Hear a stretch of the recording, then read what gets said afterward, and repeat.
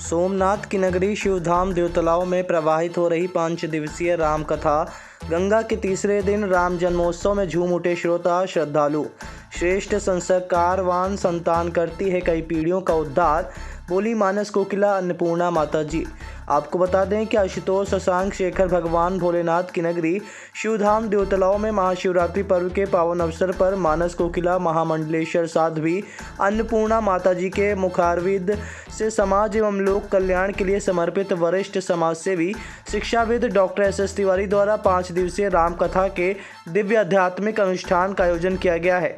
5 दिवसीय इस राम कथा का आरंभ 7 मार्च को भव्य सुसज्जित कलश यात्रा के साथ हुआ था।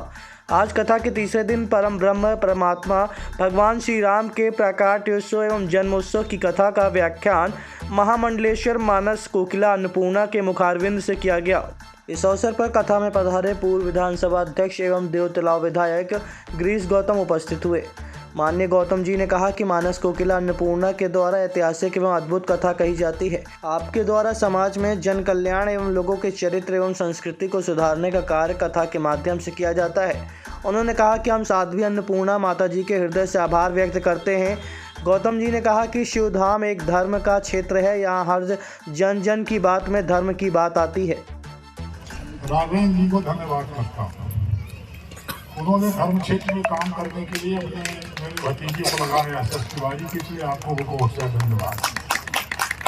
और आपको धन्यवाद नहीं कर सकता, केवल यही कह सकता हूँ कि हमारी विनती को, हमारे क्षेत्र की जनता की विनती को सुन करके आप यहाँ पधारी हैं। और इनको भी एक, क्योंकि ये हर बार ये मंदिर ही देवतलाव का सिवधाम कहलाता है, तो स्वाभाविक अपने आप जब सिद्धांत का नाम लेते हो धर्म क्षेत्र अपने आप हो जाता है। और धर्म क्षेत्र के भीतर आप आकर के यहाँ लोगों को जो बात धर्म की हो सकती है उसको सिखाने का या उसको सुनने का अवसर दिया, उसके लिए मैं आपको धन्यवाद करना चाहता हूँ। अभी आपने जिक्र किया तो मैंने जो कहा कि मैं दोनों क्षेत्र अलग है। आपका क्षेत्र धर्म का क्षेत्र है जिसमें दूसरी तरह की बातें होती हैं, हमारा क्षेत्र दूसरी तरह। हमारा क्षेत्र राजनीति का है और राजनीति में आप सब जानते हैं, लोग वैसे कहते हैं झूठ फरे मतलब राजनीति, तो हमारा क्षेत्र अपने आप दूसरा हो जाता है। कई बार लोग कहते हैं कि धर्म की राजनीति नहीं होना चाहिए। हमारे देश में चूंकि संविधान है, लोकतंत्र है, लोकतंत्र के भीतर से कई बार लोग सवाल खड़ा करते हैं कि धर्म की राजनीति नहीं हो। हम भी उससे सहमत हैं, हम भी उससे सहमत हैं। और धर्म आधारित नीति का राज होना चाहिए। धर्म आधारित, धर्म के आधार की नीति जो है उसका राज होना चाहिए, धर्म का राज नहीं हो। और धर्म आधारित नीति का तो राज हो सकता है ना, जो वर्तमान में हो रहा है। भगवान राम को 14 वर्ष तक वनवास मिला, उसके बाद लौट करके आए तब ना मर्यादा पुरुषोत्तम भगवान कहलाए।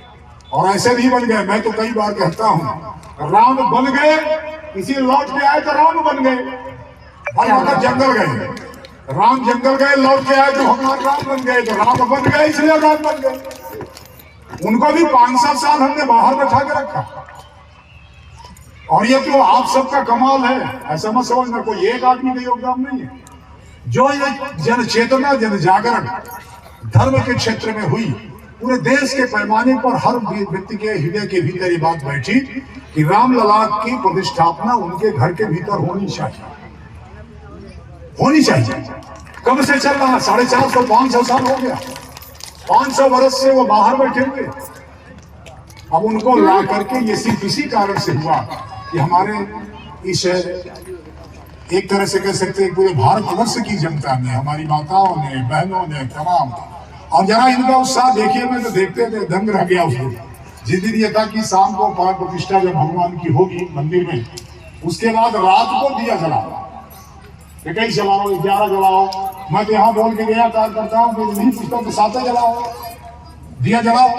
और मैं खुद आया मंदिर में दिया जलाने, शाम को जलाया, दिया जला के जब निकला तो यहाँ से रीवा तक जाने में सड़क के किनारे ऐसा कोई घर नहीं था जिसमें दिया जलता हुआ नहीं दिखाई पड़ा है। वो इस बात का द्योतक है कि पूरा देश, पूरा भारतवर्ष की तमाम सारे लोग ये चाहते थे कि भगवान राम अपने घर में जाए।